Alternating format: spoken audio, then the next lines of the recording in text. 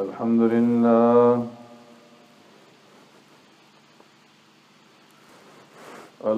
لله نحمده ونستعينه ونستغفره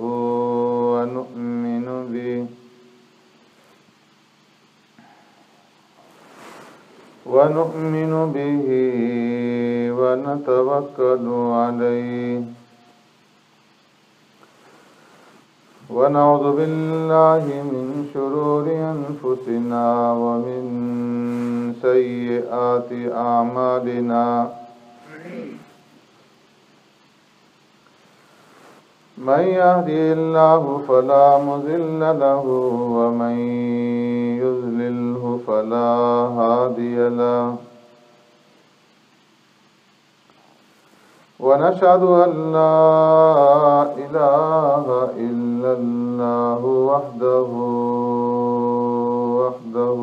لا شريك له ونشهد أن سيدنا ونبينا ومولانا محمدا عبده ورسوله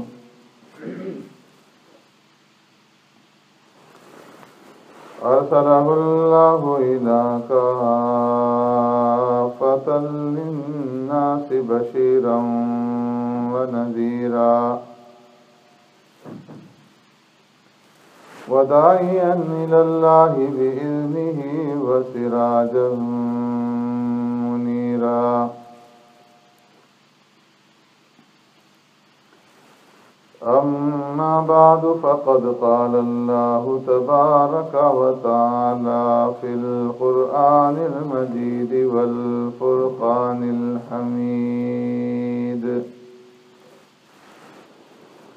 فأعوذ بالله من الشيطان الرجيم بسم الله الرحمن الرحيم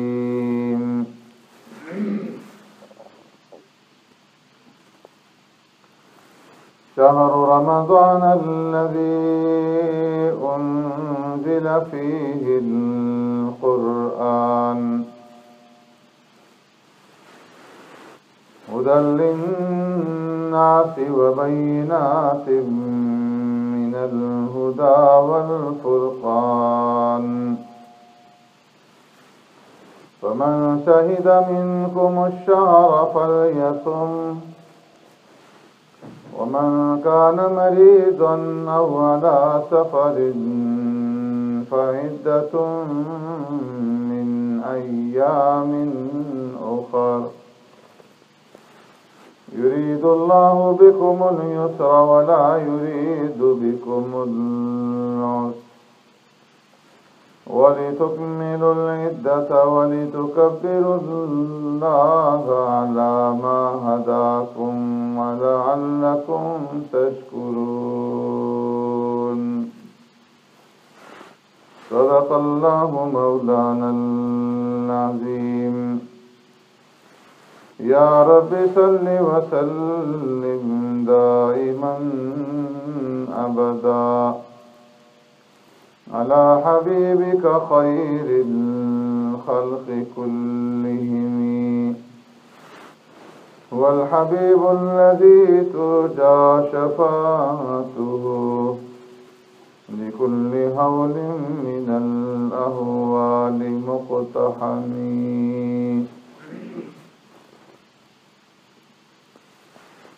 شهر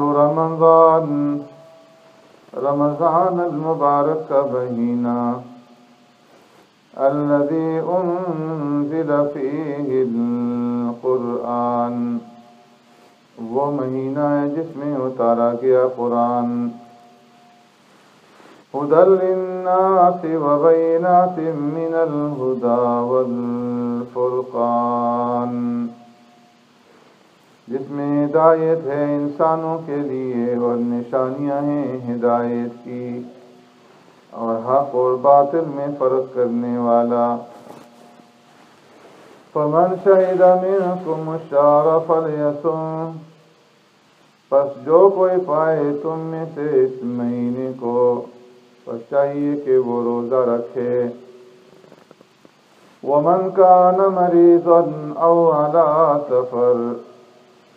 اور جو کوئی ہو بیمار یا سفر پر، فعدۃ من ایام اخر، پس وہ گنتی کر لے دوسرے دنوں میں۔ یرید اللہ بکم اليسر ولا یرید بکم العسر، چاہتا ہے اللہ تبارک و تعالی تمہارے لیے آسانی اور نہیں چاہتا تمہارے لیے تنگی۔ وَلِتُكْمِلُوا الْعِدَّةَ، تاکہ پوری کر سکو تم تعداد۔ وَلِتُكَبِّرُوا اللَّهَ عَلَى مَا هَدَاكُمْ، اور تاکہ کبریائی بیان کرو، بڑائی بیان کرو اللہ کی اس پر جو اس نے تمہیں ہدایت عطا فرمائی۔ وَلَعَلَّكُمْ تَشْكُرُونَ،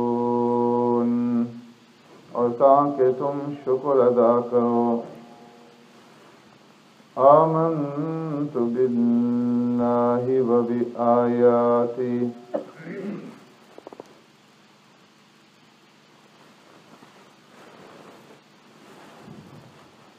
میرے محترم دوستوں، بزرگوں، بھائیوں،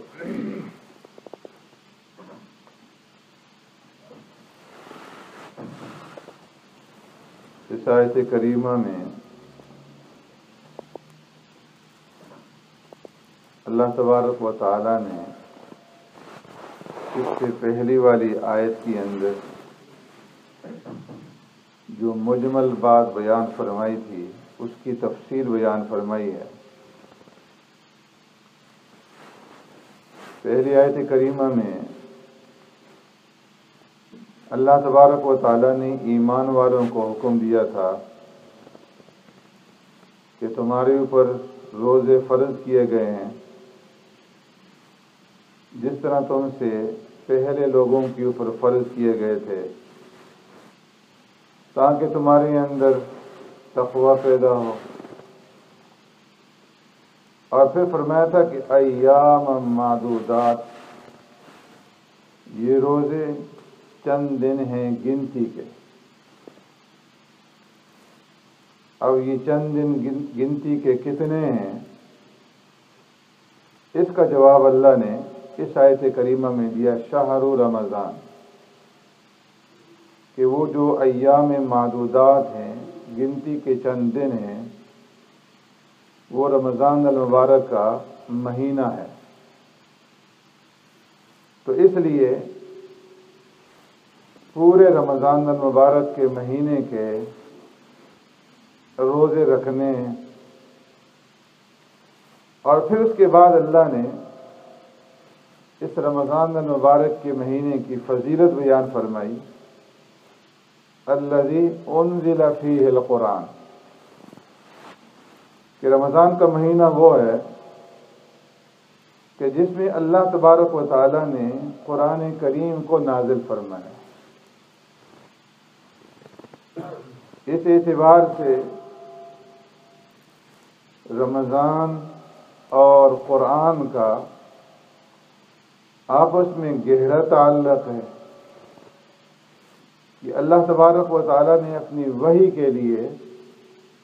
رمضان المبارک کے مہینے کا انتخاب فرمایا، اور پیارے پیغمبر صلی اللہ علیہ وسلم کے اوپر جو پہلی وحی نازل ہوئی، قرآن کریم کی پہلی آیات آپ صلی اللہ علیہ وسلم کے اوپر اتری، تو وہ رمضان المبارک کا مہینہ تھا۔ ام المؤمنین سیدہ طاہرہ عائشہ صدیقہ رضی اللہ تعالی عنہ فرماتی ہیں کہ آپ صلی اللہ علیہ وسلم کے اوپر وحی کے نزول کی ابتدا اس طریقے سے ہوئی کہ ابتداءً آپ صلی اللہ علیہ وسلم کو سچے خواب نیند کے اندر دکھلائے گئے۔ آپ صلی اللہ علیہ وسلم رات کے وقت جو خواب دیکھتے تو صبح اس کی تعبیر ظاہر ہو جاتی، دن کے اجالے کی طرح وہ خواب جو ہے سچے نکل آتے، اور پھر اللہ تبارک و تعالیٰ نے سرکار دو عالم صلی اللہ علیہ وسلم کے قلب مبارک میں، آپ صلی اللہ علیہ وسلم کے دل میں خلوت کا، تنہائی کا جذبہ پیدا کیا، اور اسی جذبے کے نتیجے میں سرکار دو عالم صلی اللہ علیہ وسلم غار حرا میں تشریف لے جاتے اور وہاں جا کر کے تنہائی میں اللہ کی عبادت کرتے تھے، اور کئی کئی دنوں تک سرکار دو عالم صلی اللہ علیہ وسلم کا غار حرا میں قیام ہوتا تھا۔ جب توشہ ساتھ لے کر کے جاتے وہ ختم ہو جاتا تو واپس تشریف لے آتے، ام المؤمنین حضرت خدیجہ رضی اللہ تعالیٰ عنہ توشہ تیار کر دیتی، اور پھر سرکار دو عالم صلی اللہ علیہ وسلم واپس غار حرا میں تشریف لے جاتے اور اللہ کی عبادت کرتے، یہاں تک کہ آپ صلی اللہ علیہ وسلم ارشاد فرماتے ہیں کہ میرے سامنے فرشتہ آیا اور اس نے آ کر کے مجھے کہا اقرا، پڑھیے۔ میں نے عرض کیا ما انا بقاری، میں پڑھا ہوا نہیں ہوں، مجھے پڑھنا نہیں آتا۔ فرماتے ہیں کہ اس فرشتے نے مجھے اپنے سینے کے ساتھ لگا کر کے دبوچا، حتی بلغ منی الجود، اتنا دبوچا کہ میری سانس رک گئی اور مجھے سانس اکھڑتی ہوئی محسوس ہوئی۔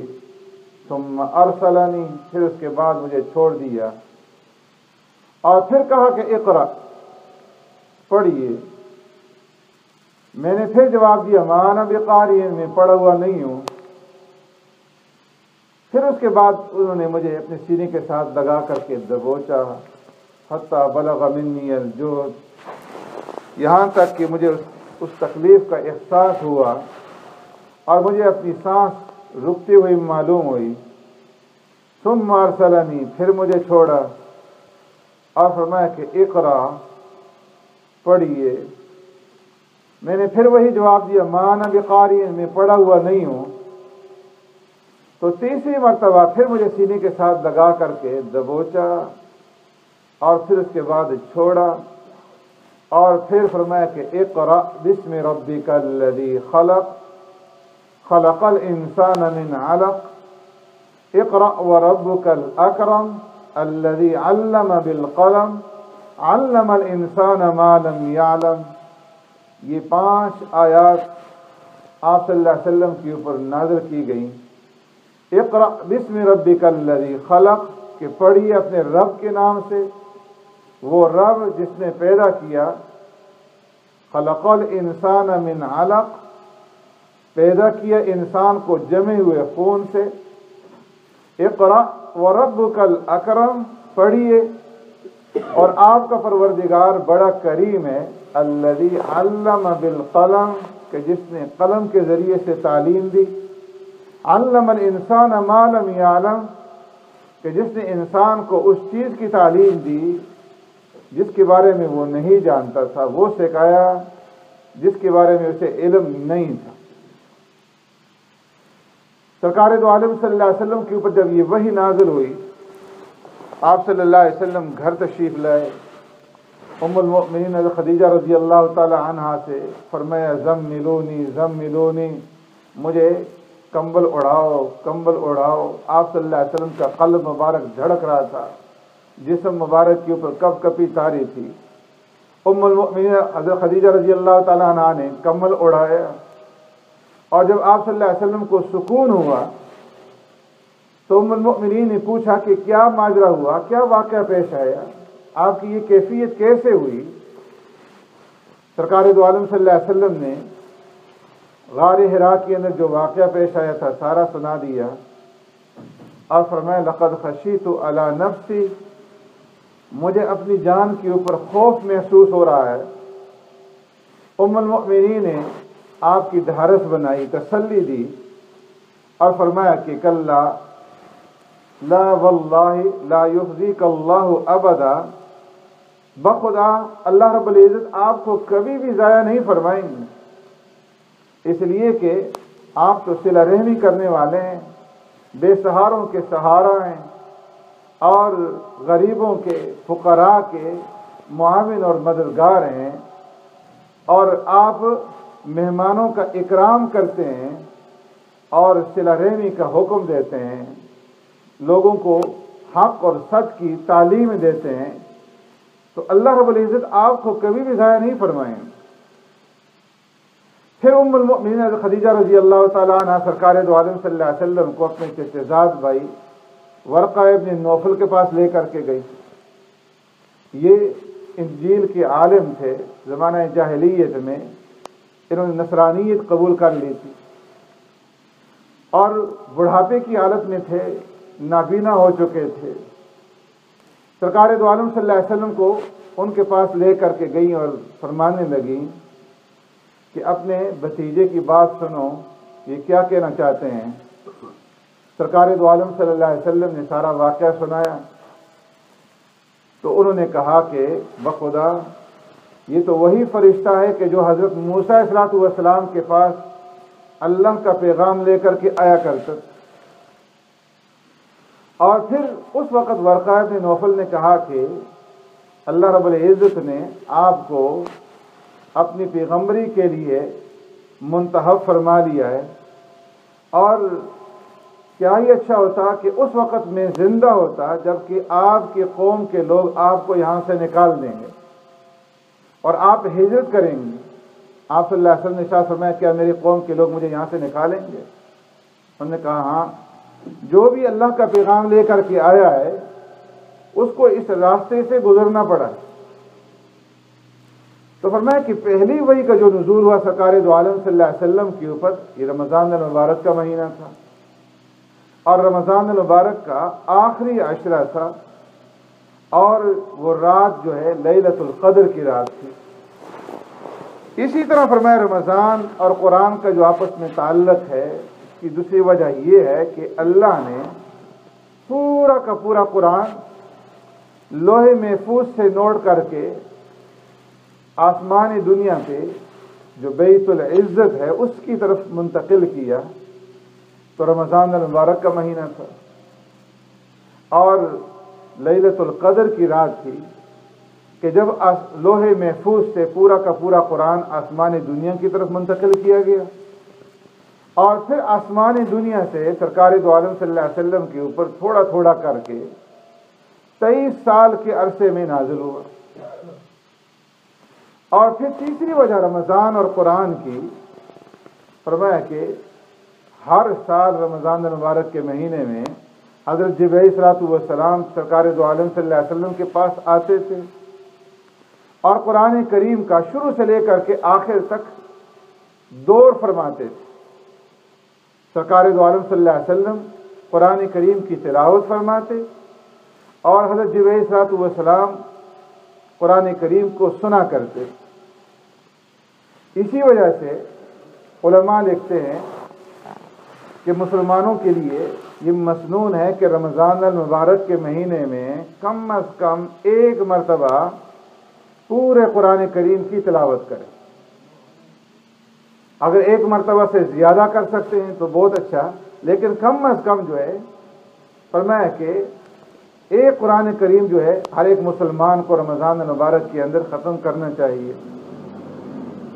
اس سے زیادہ جو طاقت رکھتے ہوں تو فرمایا کہ پھر ہفتے میں ایک مرتبہ قرآن کریم کا ختم ہو، کہ قرآن کریم کے اندر 7 منزلیں ہیں، اور روزانہ ایک منزل کی تلاوت کی جائے، اور ہفتے میں قرآن کریم مکمل کیا جائے۔ اور اس سے زیادہ جس کی طاقت ہو تو 3 دن اور 3 راتوں میں قرآن کریم کو مکمل کیا جائے۔ اس لیے جو اکابرین تھے، جو سلف تھے، سلف صالحین، ان کا معمول یہ تھا بعض حضرات کا کہ وہ غیر رمضان میں 3 دنوں میں قرآن کریم مکمل کیا کرتے، اور جب رمضان المبارک کا مہینہ شروع ہوتا تو پہلے 2 عشروں میں وہ 2 دنوں میں قرآن کریم کی تکمیل کیا کرتے تھے، اور جب آخری عشرہ شروع ہوتا تو پھر ہر دن جو ہے قرآن کریم مکمل کیا کرتے تھے، ہر روز قرآن کریم ختم کیا کرتے تھے۔ اور بعض حضرات جیسے حضرت امام مالک رحمۃ اللہ تعالی علیہ فرمایا کہ جب رمضان المبارک کا مہینہ آتا تو درس حدیث جو ہے اس کو موقوف کر دیتے، اہل علم کی مجلس برخاست کر دیتے اور قرآن لے کر کے بیٹھ جاتے کہ یہ تو قرآن کا مہینہ ہے، اور دن رات قرآن کریم کی تلاوت فرمایا کرتے۔ امام شافعی رحمۃ اللہ تعالی علیہ فرمایا کہ رمضان المبارک میں 60 قرآن کریم تلاوت فرمایا کرتے تھے، ایک دن کے وقت، ایک رات کے وقت۔ امام اعظم ابو حنیفہ رحمۃ اللہ تعالی علیہ 61 قرآن کریم رمضان مبارک میں ختم کیا کرتے تھے، ایک دن میں، ایک رات میں، اور ایک جو ہے تراویح کے اندر۔ تو اسی طریقے سے فرمایا کہ سارے اکابرین کا معمول تھا کہ جب رمضان المبارک کا مہینہ آتا تو قرآن لے کر کے بیٹھ جاتے اور فرماتے تھے کہ یہ تو قرآن کا مہینہ ہے اور مسکینوں کو کھانا کھلانے کا مہینہ ہے، اس لیے قرآن کریم کی تلاوت کے اندر زیادہ سے زیادہ وقت جو ہے گزارتے تھے۔ اس لیے فرمایا کہ جو مسلمان یہ چاہتا ہے کہ مجھے اللہ رب العزت کا قرب حاصل ہو جائے تو اسے قرآن کریم کی تلاوت کرنی چاہیے، کہ جو قرب اللہ کا اللہ کے کلام کے ذریعے سے بندے کو حاصل ہوتا ہے وہ کسی اور چیز کے ذریعے سے حاصل نہیں ہوتا۔ اس لیے کہ اللہ کو اپنے کلام کے ساتھ حد سے زیادہ محبت، تو جو جتنا اللہ کے کلام کے ساتھ محبت رکھے گا، جتنی زیادہ قرآن کریم کی تلاوت کرے گا، اتنا ہی زیادہ اسے اللہ کا قرب حاصل ہوگا۔ بعض سلف نے فرمایا کہ اگر کوئی بندہ یہ دیکھنا چاہتا ہے کہ رب العالمین کا میرے ساتھ کتنا تعلق ہے اور میں رب العالمین کے کتنے قریب ہوں، تو اسے چاہیے کہ وہ اپنا تعلق قرآن کے ساتھ دیکھ لے کہ میرا قرآن کے ساتھ کتنا تعلق ہے اور میں کتنی قرآن کی تلاوت کرنے والا ہوں۔ جتنا اس کا قرآن کے ساتھ ربط ہوگا، قرآن کے ساتھ تعلق ہوگا، قرآن کے ساتھ واسطہ ہوگا، اتنا ہی رب کا اس کے ساتھ واسطہ اور تعلق ہوگا۔ اس لیے رمضان المبارک کے مہینے میں زیادہ سے زیادہ قرآن کریم کی تلاوت کرنے کی کوشش کی جائے، اور پھر جسے اللہ رب العزت سمجھ دیں تو فرمایا کہ وہ قرآن کریم کو سمجھ کر کے پڑھیں، قرآن کریم کے اندر تدبر کریں، غور اور فکر کریں، اور سمجھ کر کے ترجمے کے ساتھ، تفسیر کے ساتھ قرآن کریم کی تلاوت کریں، تاکہ اللہ رب العزت کا جو پیغام ہے اس کو سمجھنے کے اندر بھی آسانی ہے۔ تو اس سے فرمایا شہر رمضان الذی انزل فیہ القرآن، کہ رمضان المبارک کا مہینہ جو ہے وہ مہینہ ہے کہ جس میں اللہ رب العزت نے قرآن کریم کو نازل فرمایا۔ آگے اللہ نے فرمایا کہ فمن شہد منکم الشہر فلیصم، کہ تم میں سے جو کوئی اس مہینے کو پائے تو وہ پورے مہینے کے روزے رکھے۔ اب یہاں پر اللہ نے رمضان المبارک کے مہینے کے روزے رکھنے کا حکم دیا۔ پہلے جو آیت تھی اس میں رخصت تھی، سرکار دو عالم صلی اللہ علیہ وسلم جب ہجرت فرما کر مدینہ تشریف لے گئے تو ابتداءً ایام 20 کے 13ویں، 14ویں اور 15ویں کے روزے رکھتے تھے، اور یوم عاشورہ کا روزہ تھا۔ پھر اللہ نے رمضان کے روزے فرض فرمائے تو ابتداء میں یہ چھوٹ تھی کہ جس کا جی چاہے رکھے، جس کا جی چاہے نہ رکھے، جو طاقت محسوس کرے تو روزہ رکھے، اور جو کمزوری محسوس کرے تو فدیہ ادا کر دے، اور روزہ نہ رکھنے کی اجازت۔ بعد میں اللہ تبارک و تعالیٰ نے شہر رمضان والی آیت کریمہ نازل فرما کر کے یہ حکم دے دیا فمن شہد منکم الشہر فلیصم، کہ اب جو تم میں سے رمضان المبارک کا مہینہ پائے اس حالت میں کہ اس میں صلاحیت ہو روزہ رکھنے کی، تو اسے چاہیے کہ وہ پورے مہینے کے روزے رکھے۔ یعنی جو صلاحیت کے ساتھ رمضان کا مہینہ پائے گا اس کے اوپر روزے فرض ہوں گے۔ اور صلاحیت کا کیا مطلب ہے؟ کہ وہ مسلمان ہو، عاقل ہو، بالغ ہو، اور اگر عورت ہے تو حیض اور نفاس سے پاک ہو۔ اگر کوئی آدمی رمضان کا مہینہ تو پاتا ہے، مسلمان نہیں، کافر ہے، اس کے اوپر روزہ نہیں، بالغ نہیں، نابالغ ہے، اس کے اوپر روزہ نہیں، اور مجنون ہے، تندرست نہیں ہے، تو مجنون کے اوپر روزہ نہیں ہے۔ حیض اور نفاس والی عورت ہے، اگرچہ وہ رمضان المبارک کا مہینہ پا رہی ہے لیکن اس کی اندر صلاحیت نہیں ہے عارضی عذر کی وجہ سے، تو اس کے اوپر روزہ نہیں ہے۔ اب اگر کوئی آدمی رمضان کے دوران میں مسلمان ہو گیا، اسلام قبول کر لیا، تو اب جتنے دن باقی رہ گئے ہیں رمضان کے، اس کے روزے اس کے اوپر فرض ہوں گے۔ نابالغ بالغ ہو گیا، جتنے دن باقی رہ چکے ہیں اب اتنے دنوں کے روزے اس کے اوپر فرض ہوں گے۔ اسی طرح جو مریض ہے، اگر وہ تندرست ہو گیا تو فرمایا کہ اسے رمضان المبارک کے روزوں کی پورا کرنے ہوں گے۔ اور اگر ایسا مرض اسے لاحق ہے کہ کبھی بھی اس کی جو ہے صحت کی امید نہیں ہے، دائمی مرض ہے، تو اس کے لیے یہ حکم ہے کہ وہ پھر فدیہ ادا کرے۔ لیکن جو ایسا مریض نہیں ہے کہ جس کو دائمی مرض ہو، عارضی بیماری لاحق ہے، تو ایسی صورت میں فرمایا معمولی بیماری کی وجہ سے روزہ ترک کرنے کا حکم نہیں ہے۔ عام لوگ جو ہے کسی بیماری کا عذر کر کے، معمولی بیماری ہو، پھر بھی جو ہے روزہ ترک کر دیتے ہیں اور روزے کا فدیہ دے دیتے ہیں۔ فرمایا فدیے کا حکم جو ہے اس مریض کے لیے ہے کہ جو دائمی مریض ہو، جس کو صحت کی کبھی بھی امید نہیں ہے، یا ایسا بوڑھا ہے، ایسی بوڑھی عورت ہے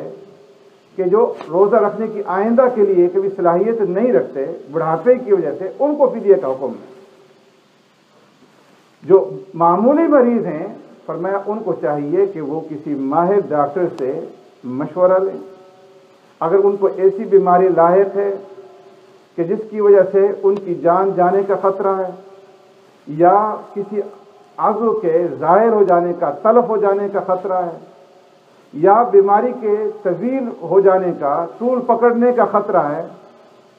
اور یہ مشورہ بھی ایسا ڈاکٹر دے جو مسلمان ہو، کافر نہ ہو، جو فاسق نہ ہو،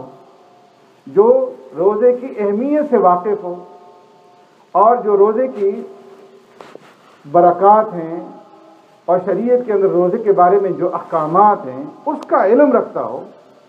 تو ایسا مسلمان جو رائے دے گا اس کی رائے مقبول ہوگی۔ کسی کافر ڈاکٹر کی رائے جو ہے روزے کے بارے میں ترک کرنے میں وہ بھی مقبول نہیں ہے۔